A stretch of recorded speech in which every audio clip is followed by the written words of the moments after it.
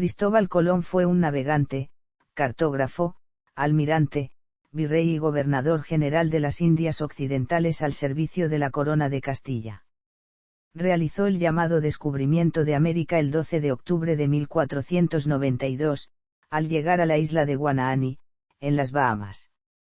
Efectuó 4 viajes a las Indias, denominación inicial del continente americano, y aunque posiblemente no fue el primer explorador europeo de América, se le considera el descubridor de un nuevo continente, por eso llamado el Nuevo Mundo, para Europa, al ser el primero que trazó una ruta de ida y vuelta a través del Océano Atlántico y dio a conocer la noticia. Este hecho impulsó decisivamente la expansión mundial de la civilización europea, así como la conquista y colonización por varias de sus potencias del continente americano.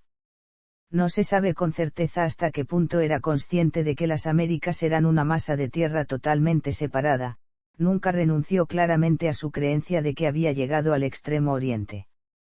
Como gobernador colonial, Colón fue acusado por sus contemporáneos de una importante brutalidad y pronto fue destituido del cargo. Durante su gobierno en la Española, los taínos, un pueblo que fue diezmado y dejado de contabilizar en los censos de la época pero del cual se conservan descendientes, fueron objeto de un impuesto, repartidos entre los colonos y vendidos como esclavos. Algunos historiadores han negado las acusaciones de genocidio realizadas contra él por otros. Las tensas relaciones de Colón con la Corona de Castilla y sus administradores coloniales designados en América condujeron a su arresto y expulsión de la Española en 1500, y posteriormente a un prolongado litigio sobre los beneficios que él y sus herederos reclamaban que les debía la corona. Su antropónimo es un icono mundial que inspiró diversas denominaciones, como la de un país, Colombia, y 2 regiones de Norteamérica, la Columbia Británica, en Canadá, y el Distrito de Columbia, en Estados Unidos. Perfil histórico.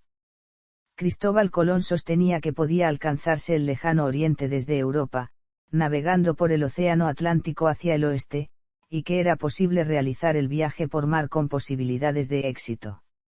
La caída del Imperio Romano de Oriente en poder de los turcos otomanos en 1453, tras la toma de Constantinopla, su capital, provocó el encarecimiento del comercio entre Europa y las regiones orientales. Si bien en el siglo III a.C., el astrónomo griego Eratóstenes había calculado con bastante exactitud la medida de la circunferencia de la Tierra, al parecer, la hipótesis de Colón sobre la posibilidad del viaje se basaba en cálculos alternativos sobre el tamaño de la esfera, ya que suponía que era más pequeña de lo que realmente es. Ahora bien, Colón aseguraba que había recopilado datos sobre la existencia de tierras habitadas al otro lado del Atlántico. De los mismos deducía que el extremo oriental de Asia se hallaba mucho más próximo a Europa de lo que suponían los cosmógrafos de la época. También era posible que tales informes testimoniaran la presencia de islas que pudieran servir como escalas en un viaje a las Indias. Otras teorías sostienen que Colón había oído datos, por habladurías de marinos, sobre la existencia de tierras mucho más cercanas a Europa de lo que se suponía científicamente que estaba Asia, y que emprendió la tarea de alcanzarla para comerciar sin depender de la República de Génova ni del Reino de Portugal. Una de ellas, conocida como la teoría del prenauta, sugiere que durante el tiempo que Colón pasó en las islas portuguesas del Atlántico se hizo cargo de un marino portugués o castellano moribundo cuya carabela había sido arrastrada por las corrientes desde el Golfo de Guinea hasta el Mar Caribe. Ciertos autores incluso dicen que podría tratarse de Alonso Sánchez de Huelva, aunque según otras fuentes podría ser portugués o vizcaíno. Esta teoría sugiere que el prenauta le confió a Colón el secreto. Algunos estudiosos opinan que la prueba más contundente a favor de esta teoría son las capitulaciones de Santa Fe, puesto que hablan de lo que ha descubierto en las mares oceanas, al tiempo que otorgan a Colón una serie de privilegios no otorgados hasta entonces a nadie. Lo seguro es que Colón no solo logró arribar a las costas de América, sino que regresó a Europa, realizando un total de 4 viajes y dando origen a una ruta para la navegación periódica y segura entre Europa y América. Aunque es sabido que los siberianos habían llegado a América en el Pleistoceno, y que existe documentación que habla sobre posibles viajes anteriores realizados por los cartagineses, musulmanes andalusíes, vikingos, chinos y polinesios. No obstante, es a partir de los viajes de Colón, y otros exploradores y conquistadores que le sucedieron, cuando se establecieron vínculos permanentes con Europa y se puede hablar de descubrimiento, al haber reconocimiento de las naciones implicadas y testimonios contrastables en la época. A partir de este encuentro, algunas potencias europeas invadieron el territorio americano, imponiendo su dominio, político, cultural y religioso, sobre las culturas locales. Colón proyectó su viaje con el fin de traer de Oriente mercancías, en especial especias y oro. El camino de la especiería, que incluía las especias, la seda y otros productos originarios del Extremo Oriente, habían llegado a través de los siglos siempre por la ruta comercial que atravesaba Asia hasta Europa, por Asia Menor y Egipto, pero a partir de la expansión del Imperio Otomano esta vía se hizo difícil y quedó monopolizada por ellos y sus socios, los mercaderes italianos. El Reino de Portugal y el Reino de Castilla, en ese entonces los primeros estados de la Edad Moderna, querían esas mercancías sin intermediarios. Debido a que los portugueses habían conseguido su reconquista contra los musulmanes en el siglo XIII, tomaron la iniciativa en la competencia por alcanzar una nueva ruta de la especiería que fuera una alternativa marítima directa a Asia Oriental. Portugal se lanzó a navegar por el mar Océano bordeando África y otorgándose el monopolio de dicha navegación por el Océano Atlántico a excepción de las Islas Canarias.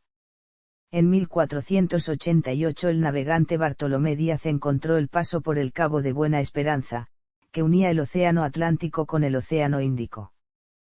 Por su parte, el Reino de Castilla, en el mismo año en que terminó con éxito su reconquista, buscó una ruta nueva de las especias, y si bien también la buscó en el Océano Atlántico, fijó otro rumbo, hacia el oeste, en aguas alejadas de la costa y desconocidas para los navegantes.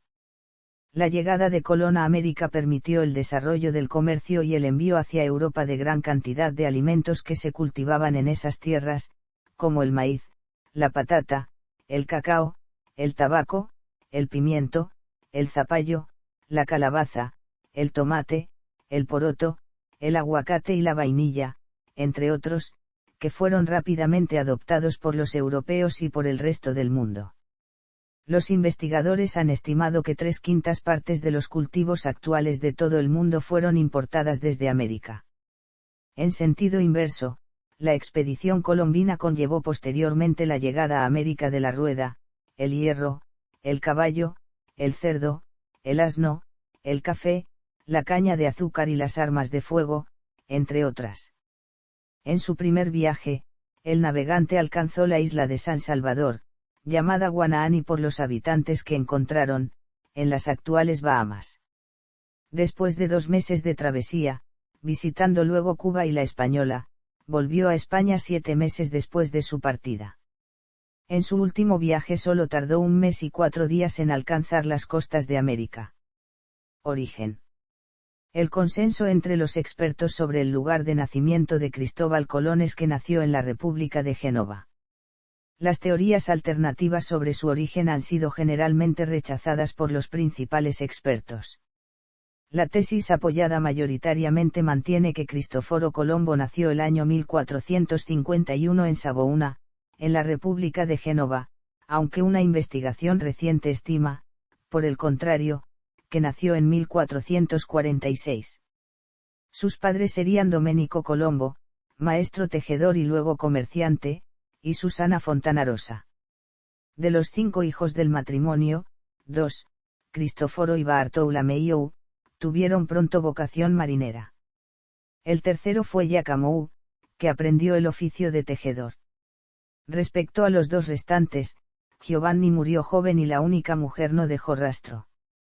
Existen actas notariales y judiciales, como el mentado testamento de su hijo en donde afirma la oriundez genovesa de su padre, que defienden esta tesis.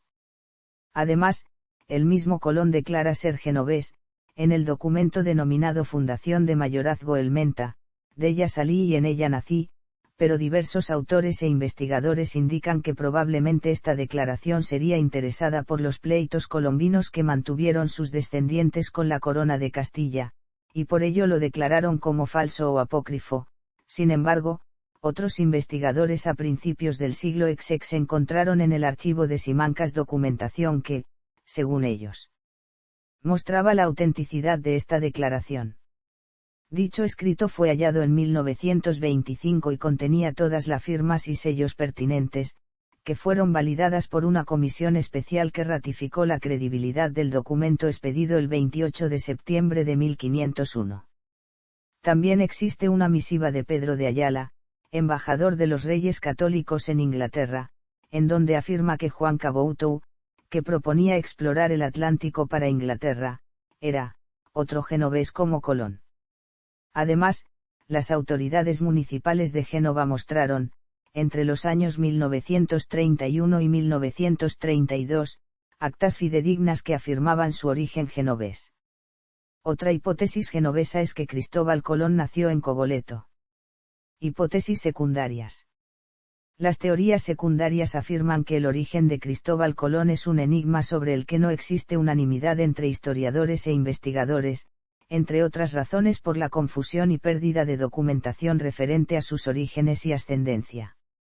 Además, su propio hijo, Hernando Colón, en su historia del almirante don Cristóbal Colón, oscureció aún más su lugar de nacimiento afirmando que su progenitor no quería que fuesen conocidos su origen y patria. Por esta, entre otras razones, han surgido múltiples teorías sobre el lugar de nacimiento de Colón, aunque existe un fehaciente testamento en donde el mismo Hernando Colón asevera que su padre era genovés, hijo de Cristóbal Colón, genovés, primero almirante que descubrió las Indias. Algunos autores e investigadores han defendido otras hipótesis sobre posibles orígenes de Colón y los motivos por qué quiso ocultarlos. Hipótesis judía.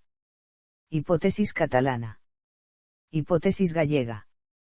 Hipótesis portuguesa. Otras hipótesis.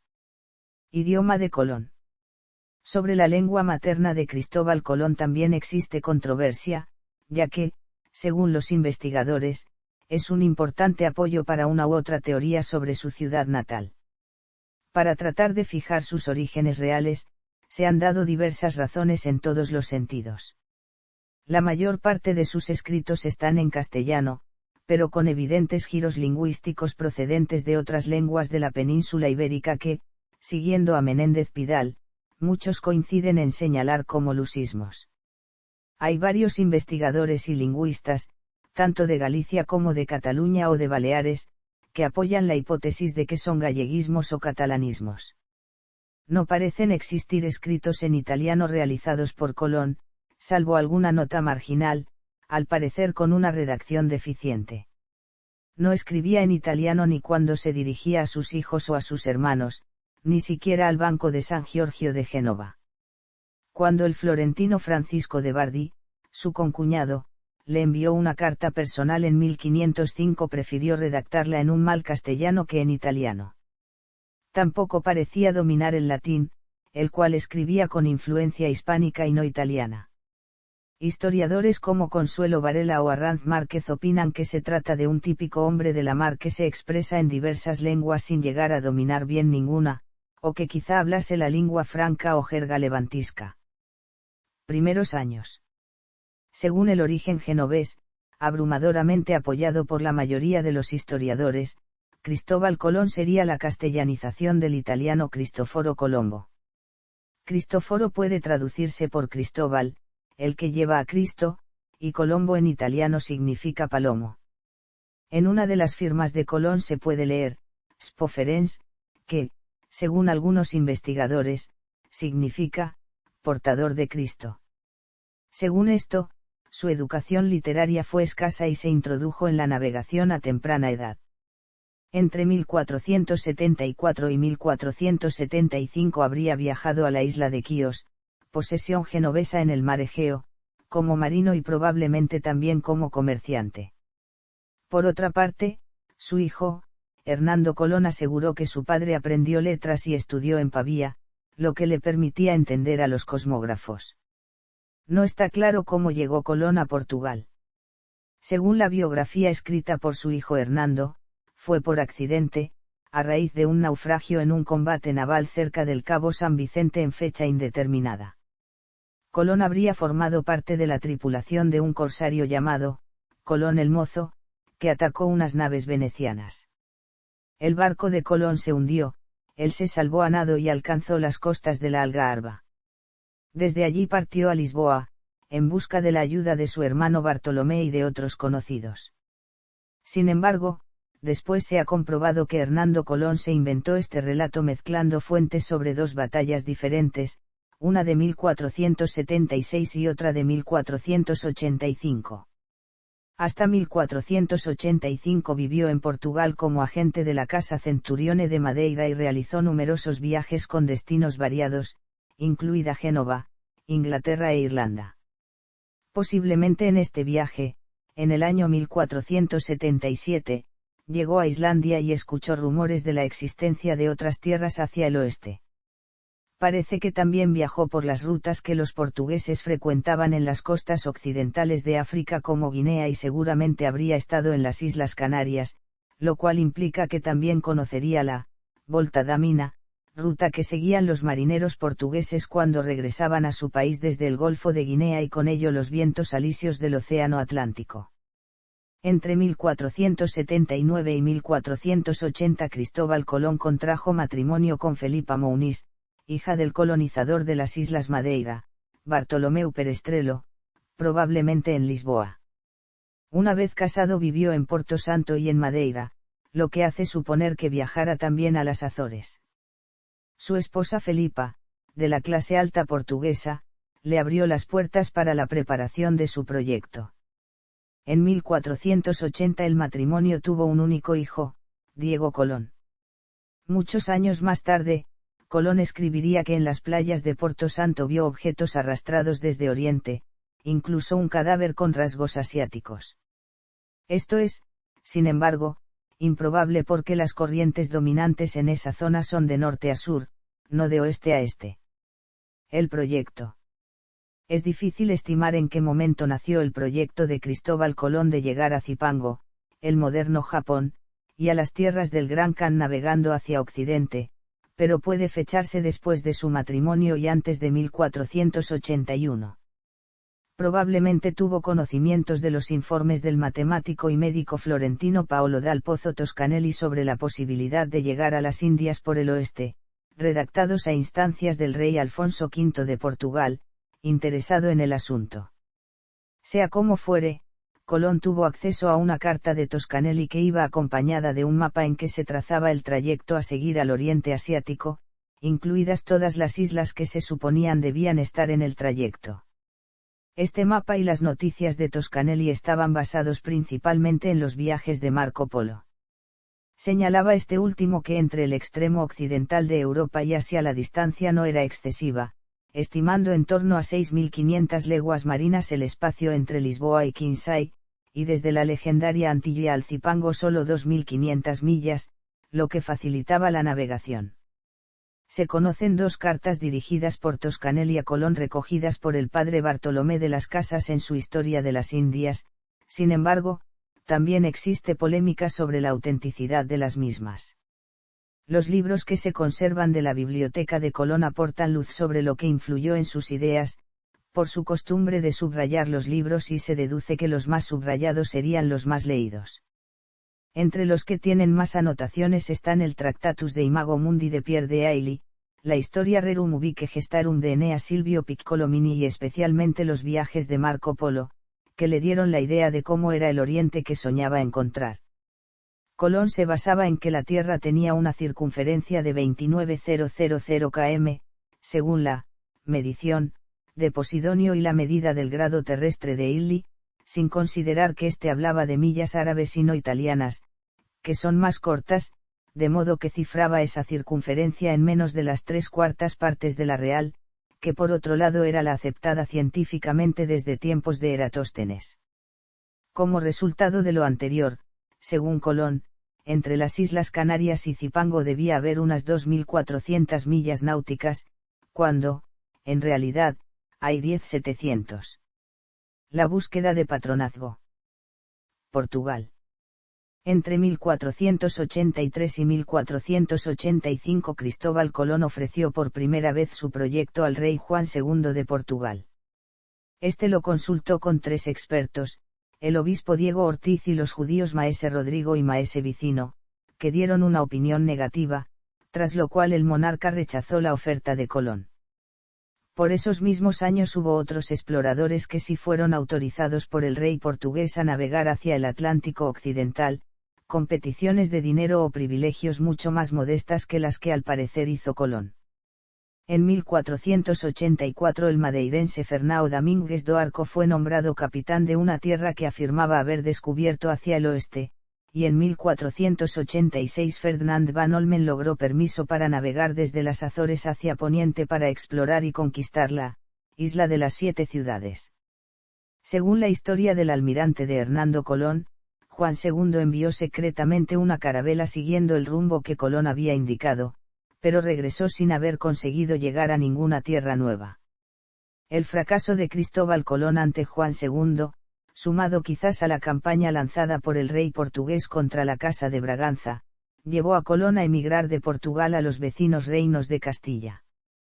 Dejó atrás a su hijo Diego y a su esposa Felipa, la cual, en contra de lo que han afirmado algunos historiadores, estaba aún viva. Castilla. Si bien los primeros cronistas y algunos testimonios de los pleitos colombinos reflejan que Cristóbal Colón llegó a Castilla, entrando por el puerto de Palos hacia finales del año 1484 o comienzos de 1485, hay algunos autores que no admiten estos sucesos como ciertos, aunque es la versión apoyada más frecuentemente, si bien existen otras teorías. Según dicha versión, en el vecino monasterio de la Rábida, hizo amistad en primera instancia con Fray Antonio de Marchena y años más tarde con Fray Juan Pérez, a quienes confió sus planes. Los frailes lo apoyaron y recomendaron a Fray Hernando de Talavera, confesor de la reina Isabel I de Castilla. En la vecina villa de Moguer también encontró el apoyo de la abadesa del convento de Santa Clara, Inés Enríquez, tía del rey de Castilla y de Aragón, Fernando el Católico. Colón se dirigió a las cortes, establecidas por entonces en Córdoba, y entabló relaciones con importantes personajes del entorno real. Se desconoce cuánto tiempo estuvo en la Rábida. Colón llegó a Sevilla a mediados de 1485 y se hospedó varias veces en el monasterio de la Cartuja. Si bien el Real Consejo rechazó su proyecto, consiguió ser recibido en enero de 1486, gracias al valimiento de Hernando de Talavera, por la reina Isabel, a quien expuso sus planes. La soberana se interesó por la idea, pero quiso que, previamente, un consejo de doctos varones, presidido por Talavera, diera un dictamen sobre la viabilidad del proyecto, mientras asignaba a Colón, pobre de recursos, una subvención de la corona. El consejo se reunió primero en Salamanca y después en Córdoba y varios años más tarde dictaminó que era imposible que fuera verdad lo que decía Colón. Por otra parte, Talavera temía que el viaje propuesto por Colón transgrediera el Tratado de Alcácobas firmado con Portugal y refrendado por bula papal. También parece que las exigencias económicas y políticas expuestas por Colón eran muy altas, como se vio luego en las capitulaciones de Santa Fe. La reina llamó entonces a Colón, diciéndole que no descartaba totalmente su plan. Mientras el navegante esperaba, se dedicó a vender mapas y libros para mantenerse económicamente. Conoció en esa época a la cordobesa Beatriz Enríquez de Arana, que vivía con un primo y trabajaba como tejedora. Nunca se casaron, aunque a su muerte Colón le legó su fortuna e hizo que su primer hijo, Diego, la tratara como a su madre verdadera. Tuvieron un hijo, Hernando Colón, quien viajó con su padre a América en su cuarto viaje y años más tarde escribió la historia del almirante don Cristóbal Colón, una biografía de su padre quizás excesivamente elogiosa. Colón pasó nuevamente a Portugal, con el consentimiento de los soberanos y del rey de Portugal, para negociar sobre temas que se desconocen. Allí recogió a su hijo Diego, cuya madre había fallecido mientras Colón estaba en Castilla. También pudo asistir al regreso de Bartolomeu Díaz del viaje en el que había descubierto el Cabo de Buena Esperanza, extremo sur de África, tras el cual se abría a los portugueses la vía marítima a la India por el Océano Índico. Colón, a la vuelta a Andalucía, acudió a proponer su proyecto al duque de Medina Sidonia, que lo rechazó, y después a Luis de la Cerda, duque de Medinaceli, quien se mostró interesado y acogió a Colón durante 2 años en su palacio de El Puerto de Santa María. Sin embargo, al ser consultada, la reina mandó llamar a Colón y le prometió ocuparse de su plan tan pronto como se terminara la conquista de Granada. En diciembre de 1491, Colón llegó al campamento real de Santa Fe de Granada.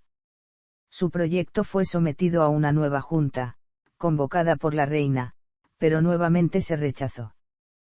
Parte importante de la oposición era por las exigencias desmedidas de Colón. En esos momentos intervinieron Luis de Santángel y Diego de Deza, quienes ganaron para su causa al rey Fernando, consiguiendo su apoyo. Las arcas de los monarcas, debido a las distintas campañas bélicas y en especial la desarrollada durante la Guerra de Granada, que culminó exitosamente la reconquista con su toma por los cristianos, no pasaban por sus mejores momentos. Es por ello que Luis de Santángel, escribano de Ración, se ofreció a prestar el dinero que le correspondía aportar a la corona, 140.000 maravedís. Consta en el archivo de Simancas la devolución de esta cantidad a Luis de Santángel. Las capitulaciones de Santa Fe. Las negociaciones entre Cristóbal Colón y la corona se realizaron a través del secretario de la Corona de Aragón, Juan de Coloma, y de Fray Juan Pérez, en representación de Colón. El resultado de las negociaciones fueron las capitulaciones de Santa Fe, del 17 de abril de 1492. La naturaleza jurídica de este documento es aún hoy día objeto de controversia. En él Colón obtuvo, en satisfacción de lo que ha descubierto en las mares océanas y del viaje que ahora ha de hacer por ellas en servicio, de la corona, las siguientes prebendas. El título de almirante en todas las tierras que descubriese o ganase en la mar océana, con carácter hereditario y con el mismo rango que el almirante de Castilla. El título de virrey, también hereditario y gobernador general en todas las islas o tierras firmes que descubriera o ganara en dichos mares, recibiendo el derecho de proponer ternas para el gobierno de cada una de ellas. El diezmo, o el 10% del producto neto de la mercadería comprada, ganada, hallada o trocada dentro de los límites del almirantazgo, quedando 1/5 para la corona.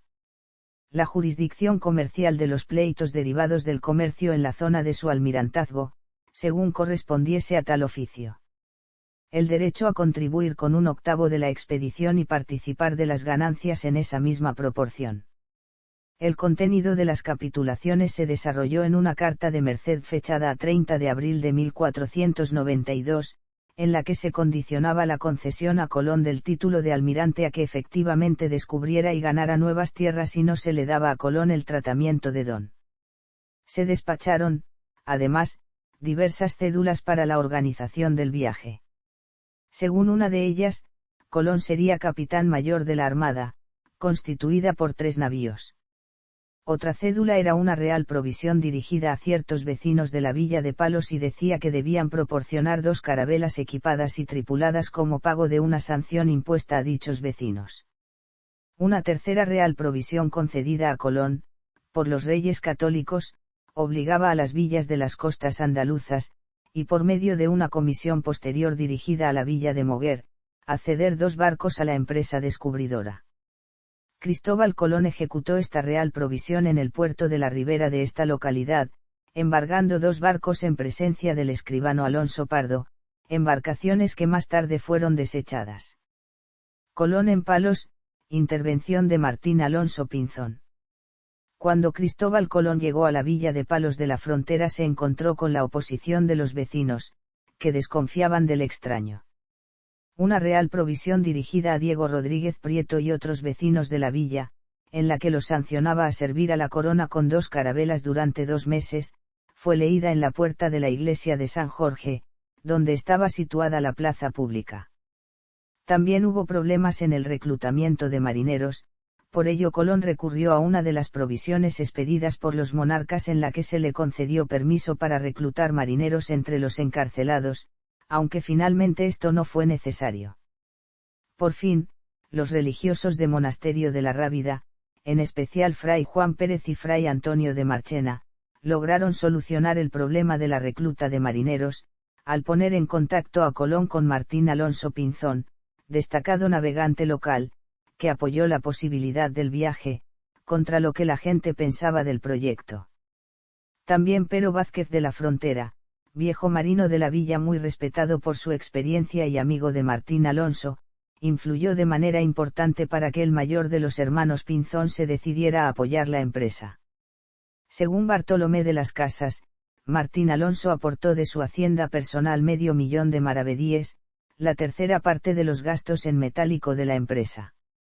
Asimismo desechó los barcos que había embargado Colón y despidió también a los hombres que éste había enrolado, escogió para la empresa otras 2 carabelas, la Pinta y la Niña, ya que sabía que eran muy veleras y, aptas para el oficio de navegar, porque las tenía arrendadas, hizo partícipes a sus hermanos y, además, fue por Palos, Moguer y Huelva, convenciendo a sus parientes y amigos de que se enrolasen, consiguiendo con ello la tripulación necesaria.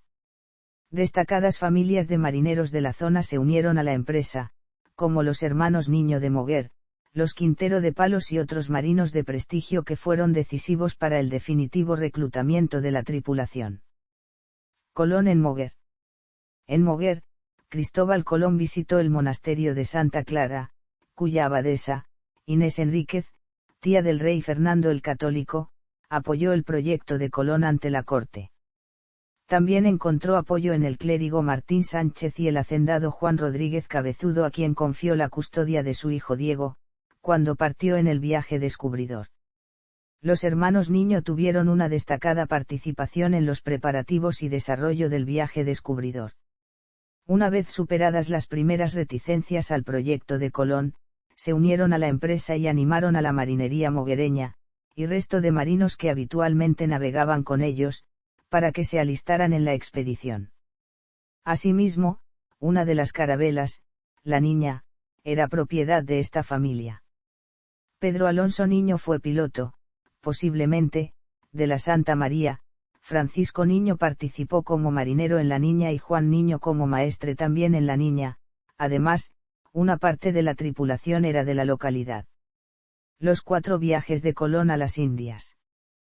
Cristóbal Colón realizó un total de 4 viajes a lo que hoy se conoce como América. En el primer viaje zarpó del puerto de Palos el 3 de agosto de 1492 y, pasando por las Islas Canarias, donde estuvo desde el 9 de agosto al 6 de septiembre, llegó a las Indias al descubrir las Islas Bahamas el 12 de octubre y posteriormente también las Islas La Española, actual Santo Domingo, y Cuba. Volvió de La Española el 4 de enero, llegando a Lisboa el 4 de marzo y a Palos el 15 de marzo de 1493.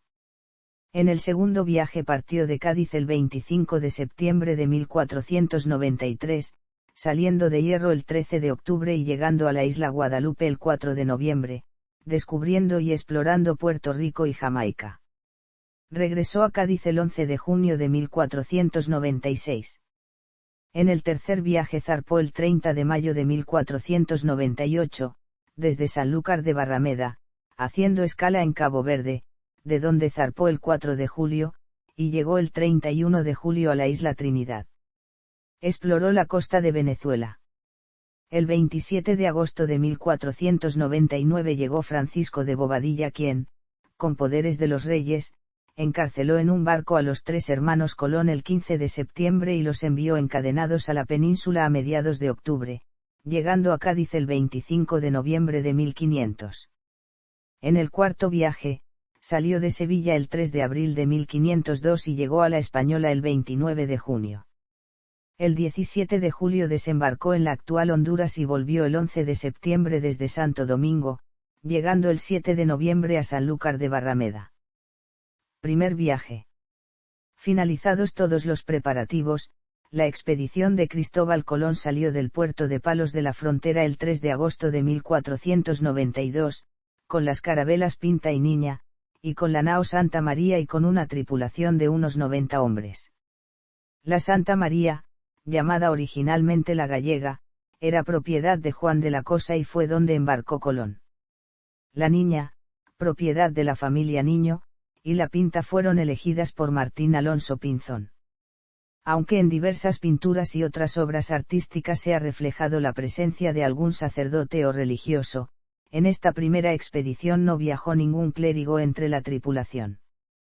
Estuvo en las Islas Canarias hasta el 6 de septiembre, concretamente en La Gomera, según la historia del almirante, visitando a Beatriz de Bobadilla y Ulloa, gobernadora de la isla, y en Gran Canaria, arreglando el timón de la Pinta y sustituyendo sus velas triangulares originales por unas cuadradas, lo que la convirtió en la carabela más rápida de la flotilla. Con rumbo hacia el incierto oeste, la expedición no resultó fácil para nadie y durante la misma hubo varios conatos de motines.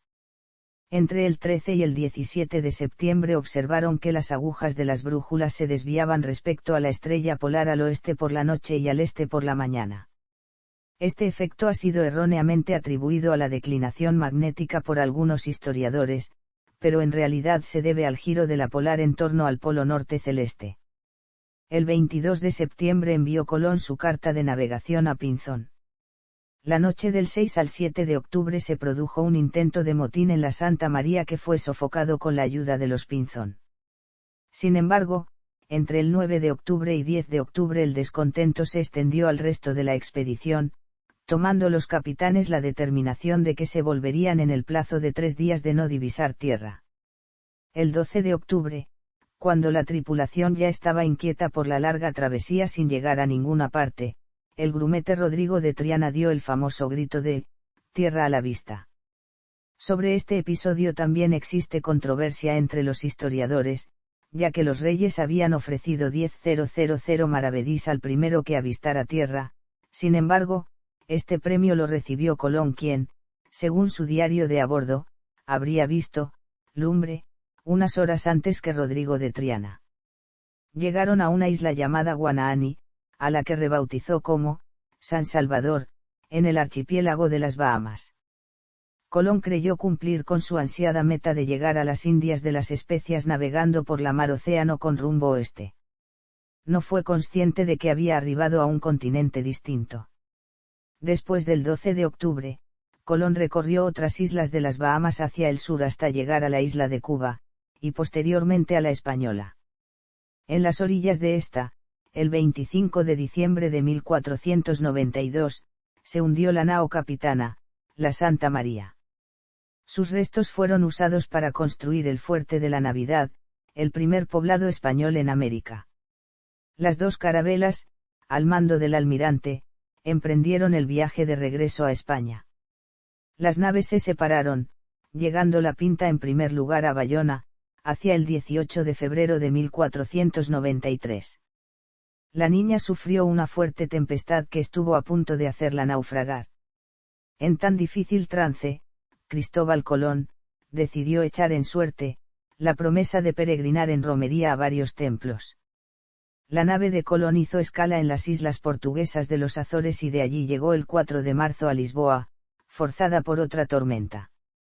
El 9 de marzo Colón fue llevado ante el rey Juan II de Portugal, al que intentó convencer de que la expedición no interfería con sus posesiones atlánticas. Algunos cortesanos propusieron que se ejecutase a Colón por haber violado el Tratado de Alcácobas, pero el rey finalmente lo dejó libre. Tras esto Colón hizo vela para Andalucía. Finalmente, el 15 de marzo la Niña arribó al puerto de Palos, con pocas horas de diferencia respecto a la Pinta. Cristóbal Colón pasó una noche de vigilia en la iglesia de Santa Clara, cumpliendo la promesa o voto colombino realizado en alta mar.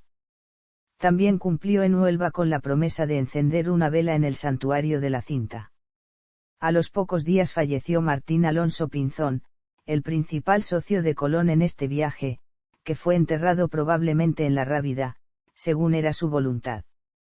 Pinzón primero y Colón después enviaron separadamente noticias de su llegada a los reyes, que se encontraban en Barcelona. En esta ciudad apareció impresa, probablemente a principios de abril, Una carta de Colón anunciando el descubrimiento dirigida a Luis de Santángel fechada a 15 de febrero, cuando todavía estaban en alta mar. Unas semanas más tarde se imprimió en Roma una carta muy similar, dirigida al tesorero Gabriel Sánchez y traducida al latín por Leandro de Cozco. Esta obra se difundió rápidamente por toda Europa y fue traducida al italiano y al alemán.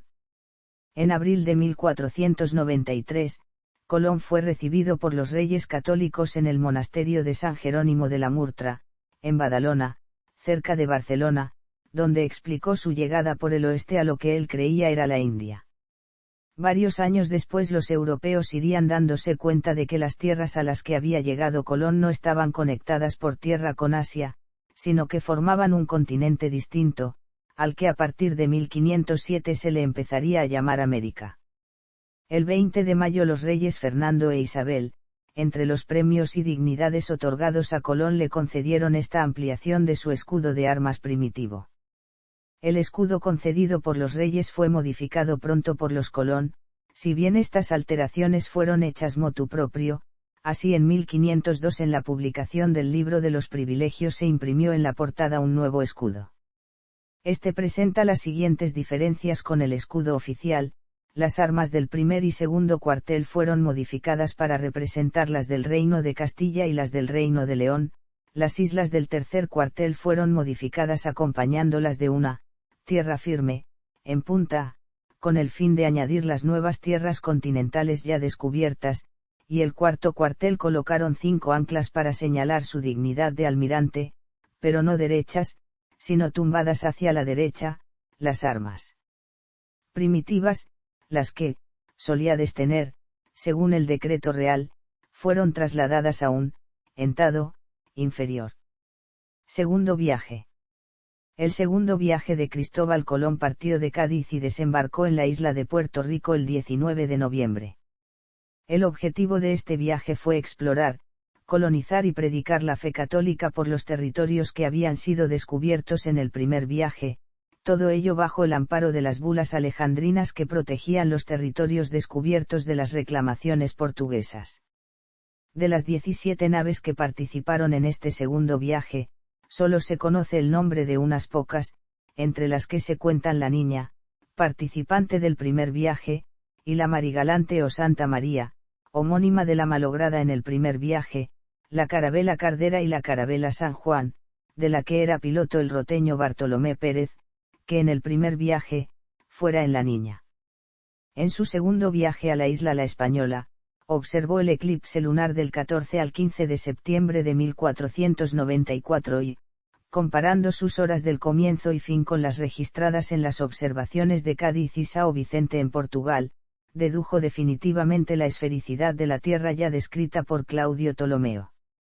En 1493 descubrió la isla de Guadalupe, ubicada a unos 480 km al sudeste de Puerto Rico y que era conocida por los indios caribes como Caruquera.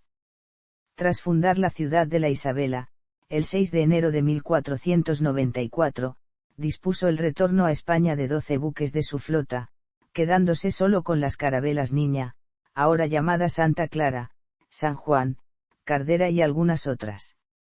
En junio de 1496 Colón regresó de su segundo viaje a bordo de la Niña, acompañado solo de la India, el primer buque construido en las nuevas tierras. Tercer viaje. En el tercer viaje, Cristóbal Colón partió desde Sanlúcar de Barrameda capitaneando 6 barcos y llevando consigo a Bartolomé de las Casas, quien después proporcionaría parte de las transcripciones de los diarios de Colón. La primera escala la realizó en la isla portuguesa de Porto Santo, de donde procedía su mujer. De allí partió hacia Madeira y llegó el 31 de julio a la isla Trinidad. Al día siguiente arribó por primera vez a tierra continental en la actual Venezuela.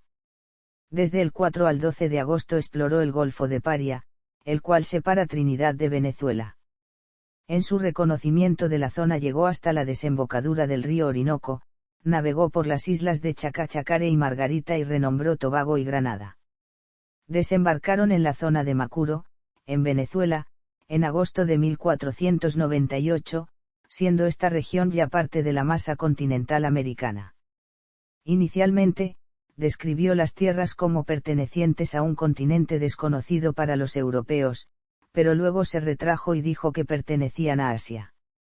El 19 de agosto retornó a La Española para encontrar que la mayoría de los españoles allí asentados estaban descontentos, al sentirse engañados por Colón sobre las riquezas que encontrarían. Colón intentó repetidas veces pactar con los sublevados, los taínos y los caribes.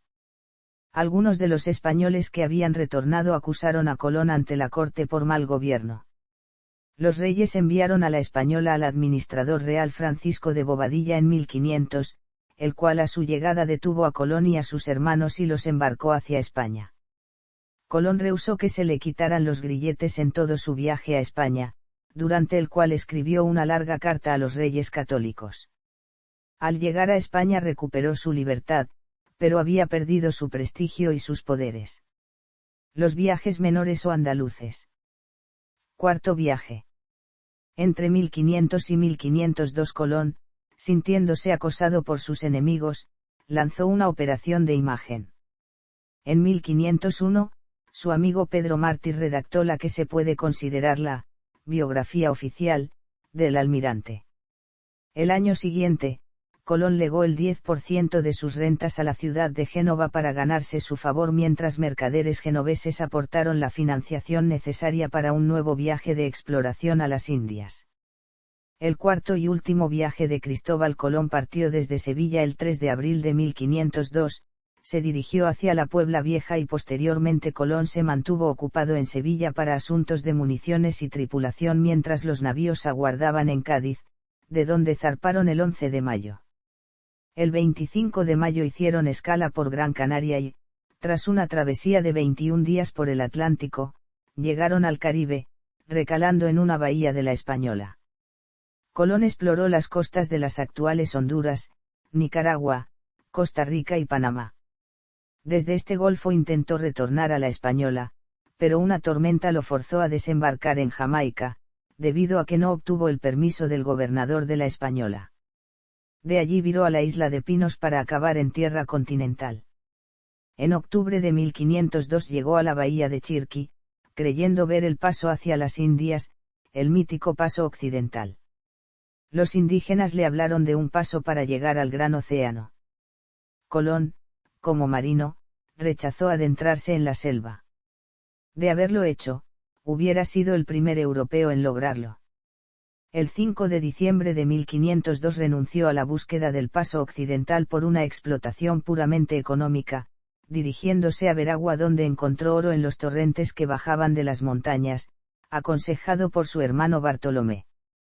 En abril de 1503, tras 4 meses en Veragua, fundaron el asentamiento de Belén, de 80 personas, al mando de su hermano Bartolomé y su escribano Diego Méndez.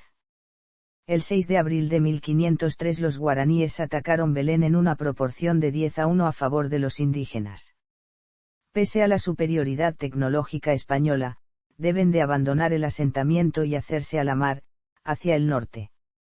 Con la madera de los cascos de los barcos podrida y entrando agua constantemente, sufrió la cuarta tormenta del viaje, encallando sus barcos en Jamaica. Con los restos del naufragio, hicieron un campamento en la playa.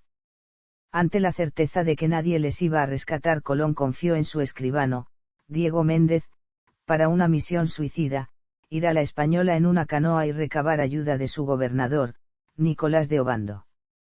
Tras 5 días de travesía entre Jamaica y La Española, arribaron a la isla, donde su gobernador, en lucha contra los nativos, rehusó ayudar a Colón y retuvo a Diego Méndez durante meses.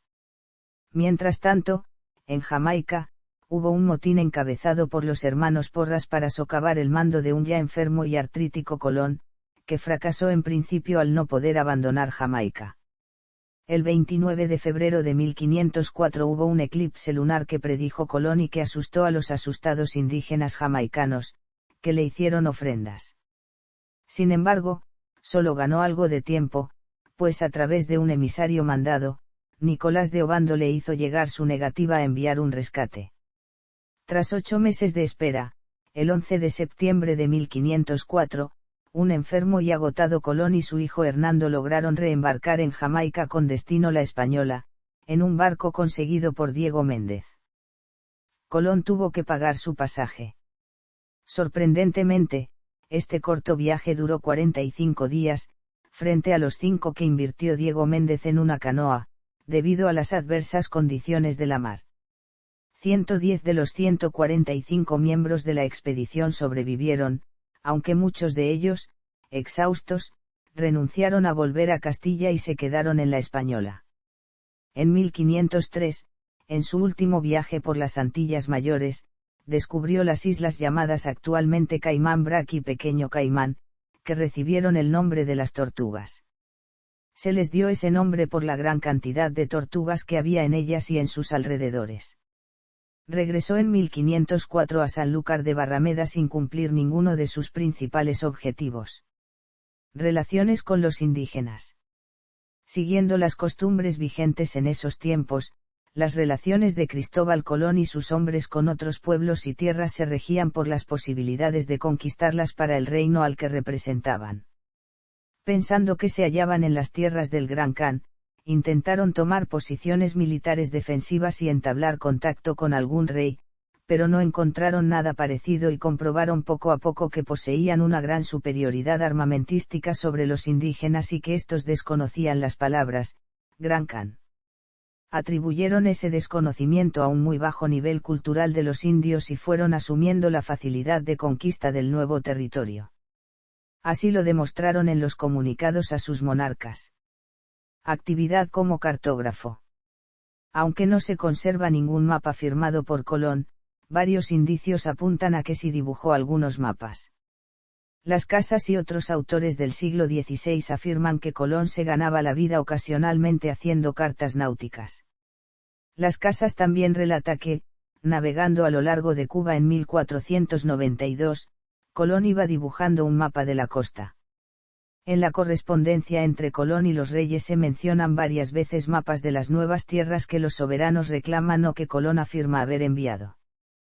También consta que Alonso de Ojeda tuvo acceso a un mapa de las costas continentales sudamericanas realizado por Colón durante su tercer viaje. Hacia 1501 Colón afirmó en una carta saber dibujar planisferios terrestres. Testamento. El 19 de mayo de 1506, un día antes de su muerte en Valladolid, Cristóbal Colón redactó su testamento ante Pedro de Hinoxedo, escribano de Cámara de los Reyes Católicos. Dejó como testamentarios y cumplidores de su última voluntad a su hijo Diego Colón, a su hermano Bartolomé Colón y a Juan de Porras, tesorero de Vizcaya.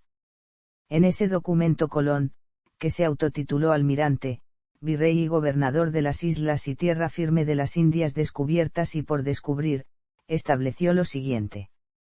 De donde se entiende que tiene dos hijos, Diego y Fernando, y que el heredero es el primogénito, según la costumbre al uso.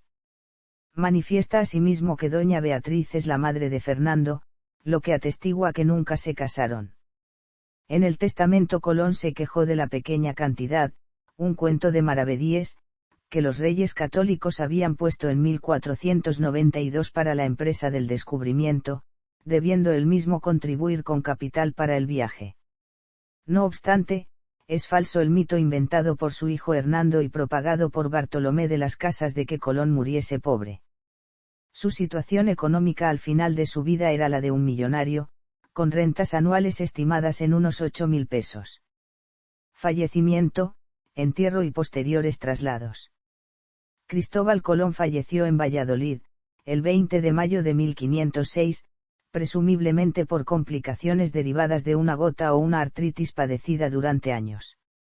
Tras su muerte, su cuerpo fue tratado con un proceso llamado descarnación, mediante el cual se quitaba toda la carne de los huesos para la mejor conservación del cadáver. Se le enterró inicialmente en el convento de San Francisco en Valladolid y, posteriormente, sus restos fueron trasladados a la capilla de Santa Ana del monasterio de la Cartuja en Sevilla en 1509. Se encargó del traslado el mercader florentino Simón Verde, amigo de la familia. En 1523, por deseo de su hijo Diego Colón, este dispuso en su testamento que tanto sus restos como los de su padre fueran trasladados y enterrados en la Catedral de Santo Domingo. Los trámites relacionados con el cumplimiento de la voluntad testamentaria de Diego Colón estuvieron a cargo de su viuda, la virreina María Álvarez de Toledo y Rojas, quien a través de los buenos oficios de la reina Isabel, solicitó y obtuvo del rey Carlos I de España la autorización para que en la capilla mayor de la Catedral de Santo Domingo fueran trasladados y enterrados Cristóbal y Diego Colón. María, el 2 de junio de 1537, amplió el derecho a favor de su hijo Luis Colón. Existen discrepancias sobre la fecha exacta en María de Toledo trasladó los restos, ya que en 1536 la virreina solicitó a los monjes del monasterio Cartujo de Santa María de la Cuevas de Sevilla la entrega de los restos de ambos almirantes. Otras fuentes mencionan que el traslado de los restos se efectuó antes de 1539 y otras, que la virreina María Álvarez de Toledo los llevó consigo en su regreso a Santo Domingo el 8 de agosto de 1544. Lo que resulta indubitable es que en 1548, cuando María redactó su testamento, los restos de ambos personajes ya estaban en la dicha catedral, ya que María pidió que su cuerpo no fuera enterrado en la misma sepultura de su marido Diego sino debajo de él, en el suelo de la capilla, junto al presbiterio del altar mayor. Los restos mortales de Cristóbal Colón permanecieron sepultados en Santo Domingo por más de 2 siglos. Tras la conquista de la isla de Santo Domingo en 1795 por los franceses, se trasladaron a La Habana y, tras la Guerra de Independencia cubana en 1898, sus restos fueron trasladados a bordo del crucero Conde de Benedito hasta Cádiz y desde allí hasta Sevilla por el aviso Giralda con destino a la Catedral de Sevilla, donde reposan en un suntuoso catafalco. Discusiones sobre su enterramiento. Posteriormente, se produjo una controversia sobre el destino final de los restos de Cristóbal Colón, tras aparecer en 1877, en la Catedral de Santo Domingo, una caja de plomo que contenía fragmentos de huesos y que llevaba una inscripción donde se leía, varón ilustre y distinguido Cristóbal Colón. Esos restos permanecieron en la Catedral de Santo Domingo hasta 1992, año en el que fueron trasladados al Faro a Colón, un monumento faraónico construido por la República Dominicana para homenajear y conservar los restos que se suponen también de Colón. Al parecer, en el momento de exhumar el cuerpo de la Catedral de Santo Domingo no estuvo muy claro cuál era exactamente la tumba de Cristóbal Colón, debido al mal estado de las tumbas, con lo que resulta al menos probable que solo se recogieran parte de los huesos, quedando la otra parte en la Catedral de Santo Domingo. Todavía faltan estudios que sean más concluyentes al respecto. Para averiguar cuáles eran los verdaderos restos se propuso tomar muestras de ADN de ambos esqueletos, el de Sevilla y el de Santo Domingo. Los estudios debían acabar en mayo del año 2006, pero en enero de 2005 las autoridades dominicanas pospusieron la apertura de la tumba. En el estudio preliminar se detectó una probable vinculación filial entre los huesos enterrados en la Catedral de Sevilla y los de su hijo Diego. El 1 de agosto de 2006 el equipo de investigación dirigido por José Antonio Lorente, médico forense y director del Laboratorio de Identificación Genética de la Universidad de Granada, que estudió los restos óseos atribuidos al almirante que están en la Catedral de Sevilla desde 1898, confirmó que, sí son los de Cristóbal Colón. Esta afirmación está basada en el estudio del ADN comparado con el de su hermano menor Diego y con los de su hijo Hernando. Según los estudios del equipo de investigación, se determinó que Cristóbal Colón era. Todavía se espera que las autoridades de la República Dominicana permitan el estudio de los restos atribuidos al almirante que están en ese país, lo cual permitiría completar la historia en torno a esta cuestión. Pero este estudio ya no es determinante para identificar los restos del descubridor. Se estima que pueda haber restos en otros lugares, ya que los que hay en la capital andaluza no llegan al 15% de la totalidad del esqueleto, por lo que podría resultar que los que están en Santo Domingo también correspondan al descubridor de América. Acusación de tiranía. Luego de su primer viaje, Cristóbal Colón fue designado virrey y gobernador de las Indias bajo las capitulaciones de Santa Fe. Esto incluyó la administración de las colonias en la isla de la Española, cuya capital se estableció en Santo Domingo. Al final de su tercer viaje, Colón estaba física y mentalmente exhausto, su cuerpo afligido por artritis y sus ojos por oftalmia. En octubre de 1499, envió 2 naves a España, pidiendo a la corte designar a un comisionado real para ayudarlo a gobernar. Para entonces, las acusaciones de tiranía e incompetencia de Colón como gobernador habían llegado a la corte. La reina Isabel y el rey Fernando respondieron quitando a Colón del poder y reemplazándolo por Francisco de Bobadilla, miembro de la Orden de Calatrava. Bobadilla, quien fue gobernador desde 1500 hasta 1502, cuando falleció debido a una tormenta, también había recibido el encargo de investigar las acusaciones de brutalidad hechas contra Colón. Al llegar Bobadilla a Santo Domingo, mientras Colón estaba ocupado con sus exploraciones del tercer viaje, fue recibido con quejas contra los 3 hermanos Colón, Cristóbal, Bartolomé y Diego. Un informe de Bobadilla recientemente descubierto asevera que Colón frecuentemente usaba la tortura y mutilación para gobernar la Española. El informe de 48 páginas, encontrado en 2006 en el Archivo General de Simancas, contiene testimonios de 23 personas, incluyendo enemigos y partidarios de Colón, acerca del trato de Colón y sus hermanos a los súbditos coloniales durante sus 7 años de mandato. De acuerdo con este informe, Colón castigó a un hombre culpable de robar maíz haciéndole cortar las orejas y la nariz, para venderlo luego como esclavo. Los testimonios registrados en el informe aseveran que Colón felicitó a su hermano Bartolomé por defender a la familia, cuando este último ordenó que una mujer fuera forzada a desfilar desnuda en público y que su lengua fuera cortada por sugerir que Colón era de mal nacimiento. El documento también describía el modo como Colón controló el descontento y revuelta de los nativos. Primero, ordenó una represión brutal en la que los nativos fueron asesinados y luego sus cuerpos desmembrados desfilados por las calles en un intento de desincentivar cualquier otra rebelión. El gobierno de Colón se distinguió por una forma de tiranía, afirma Consuelo Varela Bueno, historiadora española que estudió y publicó documentos. Incluso quienes lo admiraban tuvieron que admitir las atrocidades que habían ocurrido. Varela Bueno afirma en el prólogo de su libro, que, la historiografía que se nos ha conservado hasta ahora es única y exclusivamente la que le favorecía, y como resultado de su investigación concluye que, Colón, pese a su grandeza, no es un personaje simpático. Ahora lo es aún menos. Bartolomé de las Casas escribió que al llegar él a la Española en 1508 había, contados todos los indios, más de 60.000 personas viviendo en la isla, de modo que de 1494 a 1508 alrededor de 3 millones de indios habrían muerto en las guerras, a causa de la esclavitud o el trabajo en minas, y concluía exclamando, «Esto quién lo creerá de los que en los siglos venideros nacieren. Yo mismo que lo escribo y vio y sé lo más de ello, ahora me parece que no fue posible».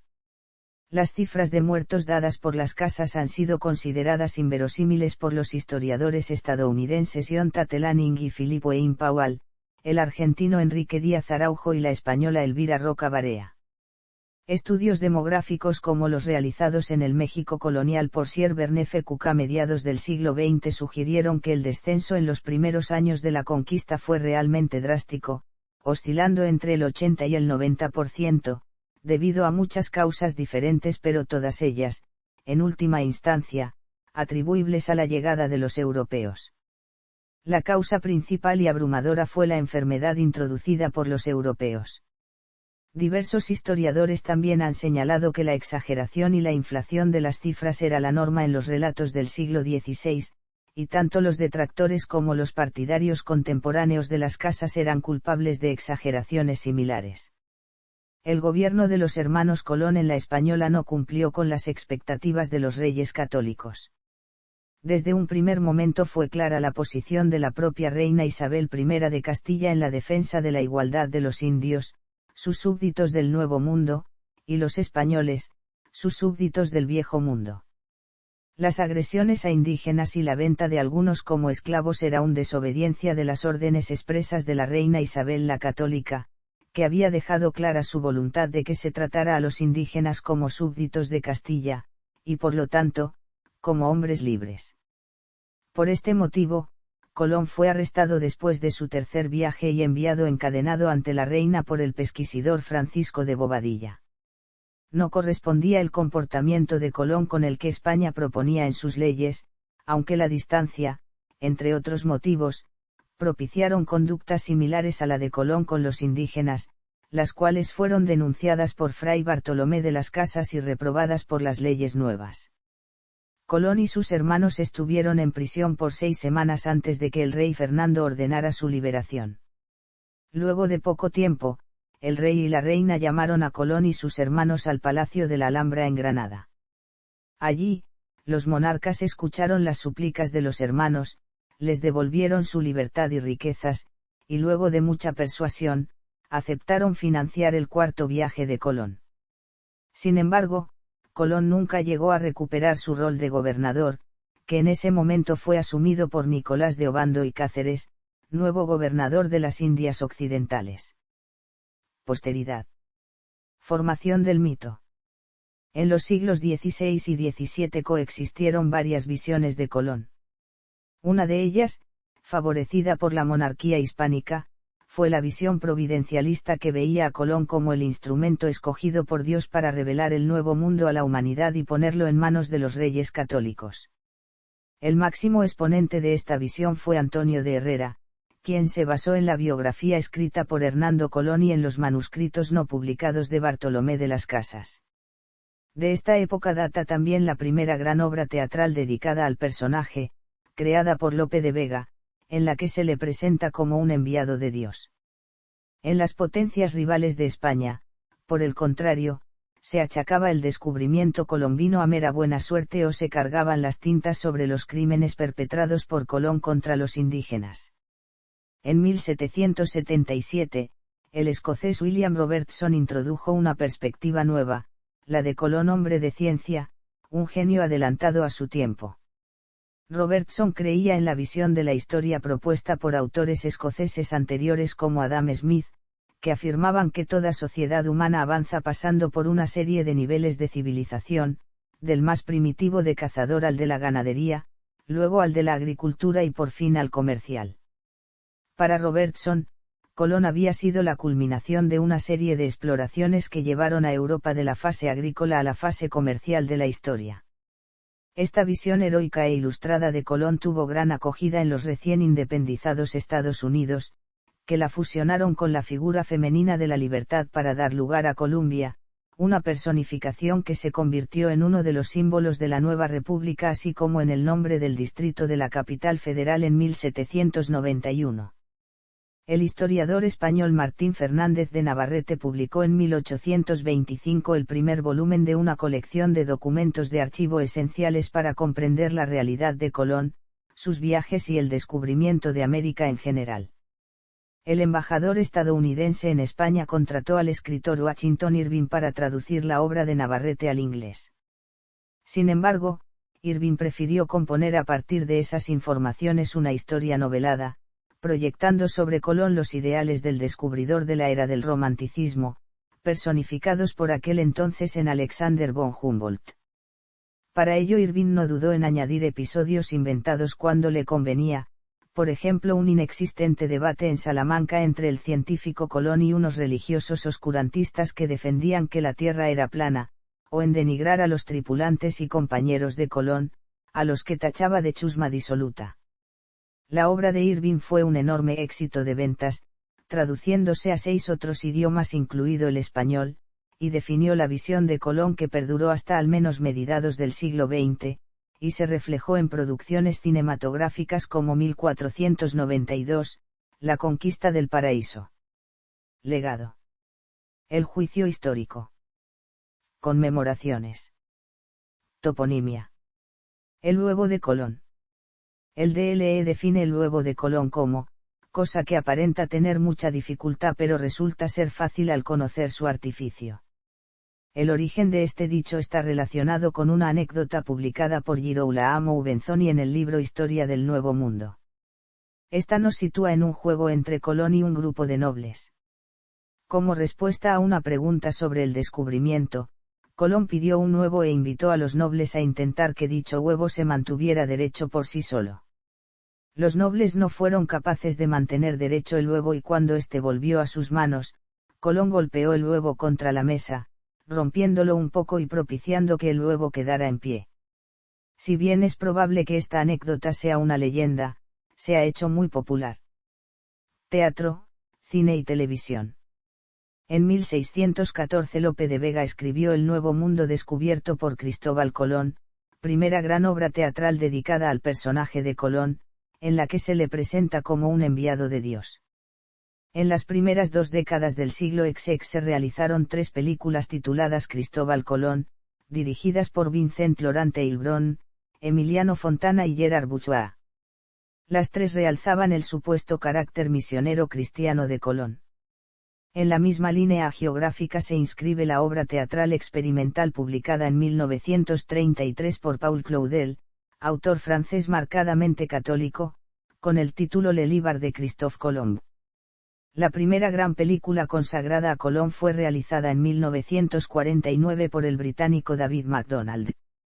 Titulada Christopher Columbus, destacó la interpretación de Fredric March en el papel protagonista. Las siguientes superproducciones sobre el mismo tema no llegaron hasta el 5º centenario del descubrimiento, en 1992, cuando se estrenaron 2 películas en un intervalo de pocos meses.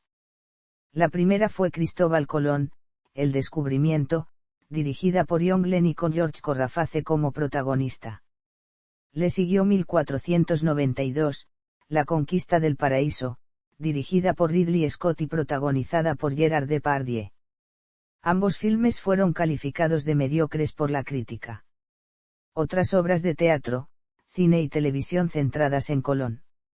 Christophe Colomb de Michel de Gelderode, farsa satírica.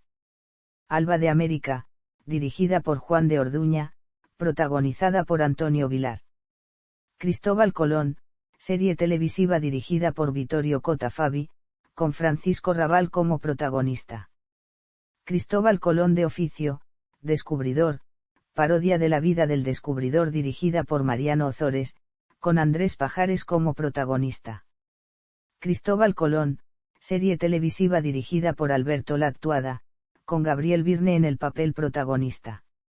Requiem por Granada, serie televisiva de Vicente Escrivá, con Juanjo Puig Corbé interpretando a Colón. Érase una vez, Las Américas, serie de televisión animada francesa, de Albert Barille. Querion Columbus, comedia. Cristóbal Colón, El Enigma, documental dirigido por Manuel de Oliveira sobre el posible origen portugués de Colón. Pintura. Música. Alessandro Scarlatti, Il Colombo Opera e le India Scoperta, es la primera ópera que se conoce sobre Colón, estrenada en Italia. Vincenzo Fabrizi, Il Colombo, o la Scoperta degli Indi, ópera. Wilhelm Friedrich Ernst Bach, Columbus Oudar die en de Kung Americas, cantata. Francesco Morlacchi, Colombo, ópera. Ramón Carnicer, Cristoforo Colombo, ópera, sobre un texto italiano de Felice Romani. Gaetano da Anicetti, Cristoforo Colombo, ópera. Giovanni Bottesini, Cristoforo Colombo, ópera estrenada en el Gran Teatro de La Habana de Cuba. Theodore Ipal, Columbus, drama. Richard Wagner, apertura para el drama de Theodore Ipal Columbus. Heinrich von Herzogenberg, Columbus, cantata dramática. Alberto Franchetti, Cristoforo Colombo, ópera, una de las más conocidas y estrenada en Génova en conmemoración del 400 del descubrimiento. Derias Milhaud, Christophe Colomb ópera basada en la obra Le Livre de Christophe Colomb del poeta Paul Claudel. Werner Euck, Columbus, radioópera. Sir William Walton, Christopher Columbus Suite. Manuel de Falla, Atlántida, ópera. Jacob van Baak, Christopher Columbus, opereta, estrenada con el motivo del bicentenario de los Estados Unidos de América. Philip Glass, The Voyage, ópera. Carl Eric Welling, Christopher Columbus. Leonardo Balada, Christopher Columbus, ópera, Death of Columbus, ópera. Aquiles Nazoa / Federico Ruiz, Los martirios de Colón, ópera bufa. Literatura histórica y de ficción. Monumentos dedicados a Colón. Wikimedia Commons alberga una categoría multimedia sobre monumentos a Cristóbal Colón. Filatelia y numismática. Sellos. Monedas. Véase también. Anexo, cronología de Cristóbal Colón. Cartas anunciando el descubrimiento de las Indias. Casa de Colón. Descubrimiento de América. Hermanos Pinzón. Huevo de Colón. Llegada del hombre a América. Libro copiador de Colón. Lugares colombinos. Pleitos colombinos. Ducado de Veragua. Contactos transoceánicos precolombinos. Escuela de Sagras. Cráter lunar Colombo, nombrado en su memoria. Notas.